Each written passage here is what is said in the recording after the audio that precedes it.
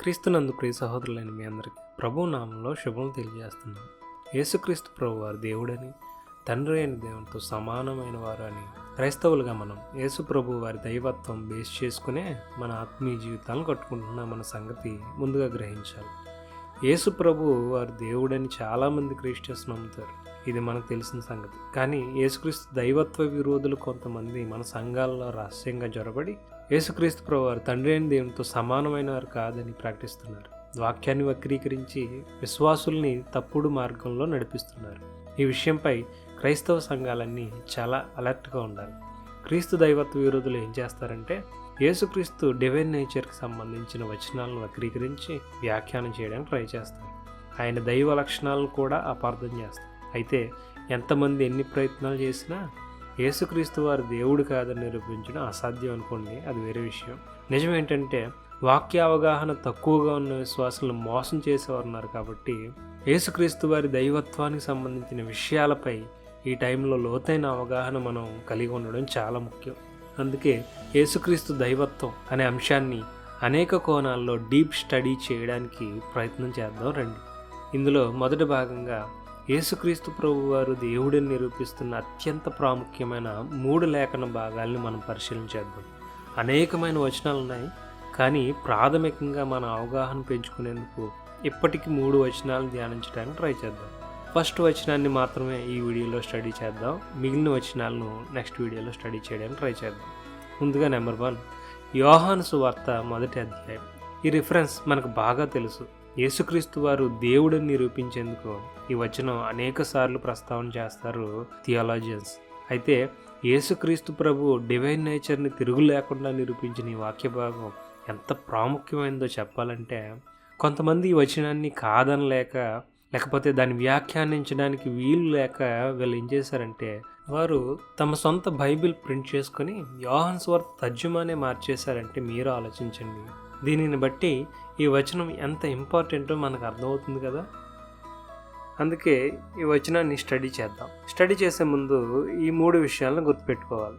ఈ వచనంలో వాక్యం అనే చోట యేసుక్రీస్తు ప్రభు వారిని గురించి ప్రస్తావించబడిన నామం అని గుర్తుపెట్టుకోవాలి. ఈ విషయం 1 యోహాను పత్రిక 1వ అధ్యాయం ప్రారంభ వచనాలు చూసినా, ప్రకటన గ్రంథం 19వ అధ్యాయం 13వ వచనం చూసినా మనకు అర్థమవుతుంది. అలాగే ఇక్కడ వ్రాయబడింది శరీరధారిగా యేసుక్రీస్తు ప్రభు వారు రాక ముందు విషయాలనేది కూడా మనం గుర్తుపెట్టుకోవాలి. ఈ విషయం ఈ యోహాను సువార్త 1వ అధ్యాయం 14వ వచనం చూస్తే మనకు అర్థమవుతుంది. అలాగే ఇంకో 3వ విషయం, ఈ సందర్భం యేసుక్రీస్తు ప్రభు వారి దైవత్వాన్ని మహిమపరిచే సందర్భం అని ఖచ్చితంగా గుర్తుపెట్టుకోవాలి. ఈ 3 విషయాలు ఖచ్చితమైనవని మనం గ్రహించి తీరాలి. ఇక స్టడీలోనికి వెళ్దాం. యోహాను సువార్తలో 1వ అధ్యాయంలోని వచనాలను బాగా పరిశీలిస్తే అక్కడున్న క్రీస్తు దైవత్వ లక్షణాలు తండ్రి అయిన దేవుని లక్షణాలకు ఈక్వల్గా ఉండడం గమనిస్తాం. ఆ లక్షణాలలో మొదటిది ఎటర్నాలిటీ ఆఫ్ క్రైస్ట్, క్రీస్తు యొక్క నిత్యత్వం. ఆదియందు వాక్యం ఉండేది. ఈ మాట క్రీస్తు వారి నిత్యత్వం ఉన్న లక్షణాన్ని తెలియజేస్తుంది. మొదటి వచనాల్లో వాక్యం అనే పేరుతో చెప్పబడిన ప్రభువు ఆదియందు దేవుని వద్ద ఉన్నారని వ్రాయబడింది. క్రీస్తు దైవత్వ విరోధులు ఈ మాటను వక్రీకరిస్తూ ఆయనకు బిగినింగ్ అనగా ప్రారంభం ఉందని చెప్తారు. అంటే క్రీస్తు పుట్టినవాడని, అంతకు మునుపు ఆయన లేని సమయం కూడా ఉందని చెప్తారు.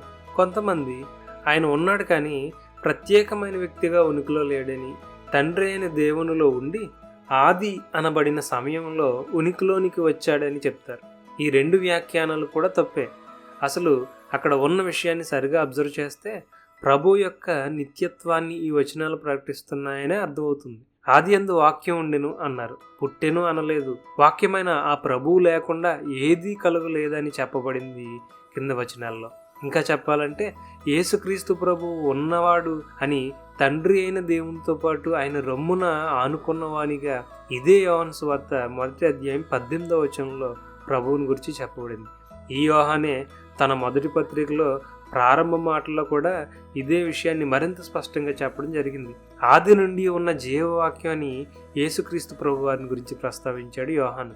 యేసుక్రీస్తు ప్రభువు ఆది నుండి ఉన్నాడు, అలాగే తండ్రి సహవాసంలో దైవ వ్యక్తిగా ఉనికిలోనే ఉన్నాడు అని ఈ విషయాలను బట్టి మనకు అర్థమవుతుంది.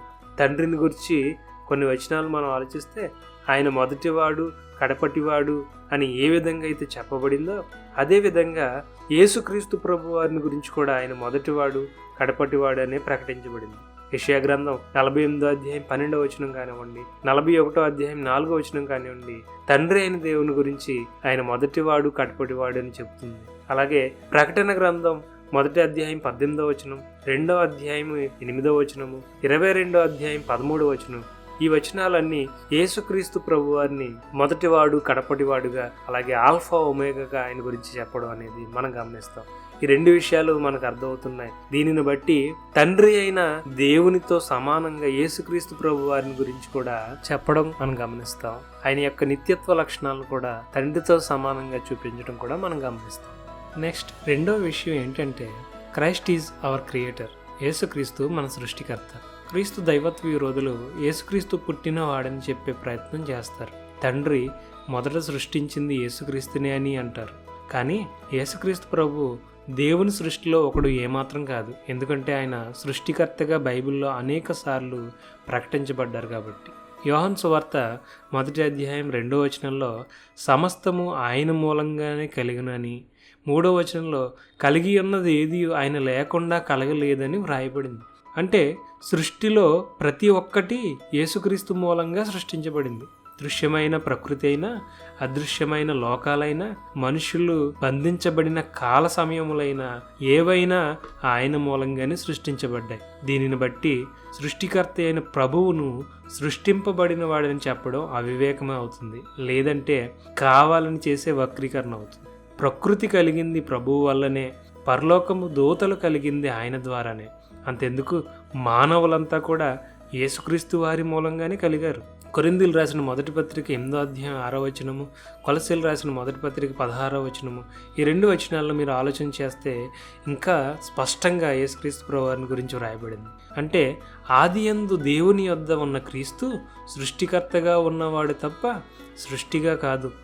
సృష్టికర్తగా దేవుని స్థాయిని, ఆయన మహిమను దేవుడు కాని వ్యక్తికి ఎలా ఆపాదిస్తుంది వాక్యం? ఈ విషయాన్ని మీరే ఆలోచన చేయండి. సో దీన్ని బట్టి మనం చెప్పొచ్చు, యోహాను సువార్తలో యేసుక్రీస్తు ప్రభు వారి యొక్క దైవత్వ లక్షణమైన సృష్టికర్త యొక్క లక్షణం కూడా చాలా స్పష్టంగా వ్రాయబడిందనే విషయం మనం చెప్పచ్చు. తర్వాత యోహాను సువార్తలో మరొక విషయం, క్రైస్ట్ ఈజ్ అవర్ లైఫ్. యేసుక్రీస్తు మన జీవం. యేసుక్రీస్తు ప్రభువు జీవమై ఉన్నారు. దేవుడు తప్ప మరెవరైనా సరే ఆయన మూలంగా జీవించేవారే.